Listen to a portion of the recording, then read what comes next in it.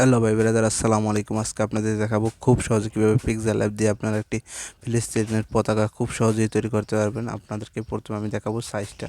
অবশ্যই সাইজটার দিক ফলো করবেন, কেননা সাইজটা অতি জরুরি একটি। আমি প্রথমে 300 দিয়ে দিলাম, তারপরে 200 দিয়ে দিলাম। সাইজটা অবশ্যই আপনারা এটা ফলো করবেন। তারপরে আমি কিছু শেপ নিয়ে নেব, আর তার আগে আমি কালারটা চেঞ্জ করে নেব। ব্যাকগ্রাউন্ডের কালারটা আমি সাদা করে নেব। দেখবেন সাদা ব্যাকগ্রাউন্ডটা আমাদের কাজে লেগে যাবে।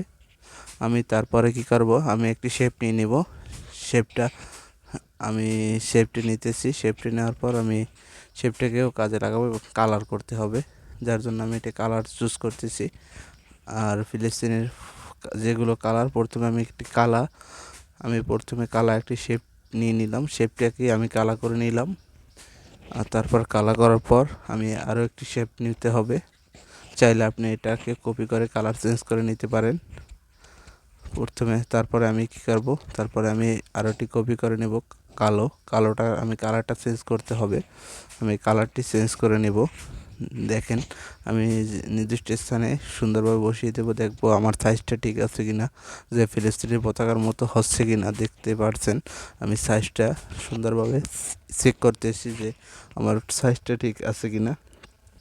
আমি সাইজটা ঠিক করার পর আমি কালারটা চেঞ্জ করে নেব।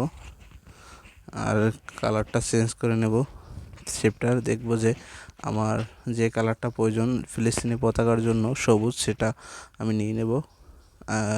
কালারটি চুজ করবো।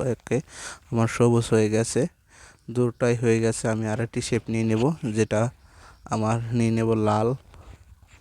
সেটারও আমাদের কালার হবে, সেটারও কালার করে নেব। দেখতেই পাচ্ছেন আমি কালারটা চুজ করে নিলাম। ওকে। আর দেখেন খুব সহজে আমার কিভাবে হয়ে যাচ্ছে ফিলিস্তিনের পতাকার মতোই। দেখেন খুব সহজেই দেখতেই পাচ্ছেন। আমি লক করে নিলাম, দেখছি লাড়াচাড়া করতেছে শেপগুলো। এখন আমি সেটাকে ছোট বড় করে নিব। আমি ছোট বড় করে নিতেছি। আমার যে ফিলিস্তিনের পতাকাটা যেরকম সেরকম করার চেষ্টা করতেছি। দেখতেই পাচ্ছেন ফিলিস্তিনের পতাকা আমাদের প্রায় কমপ্লিটের কাছাকাছি হয়ে গেছে।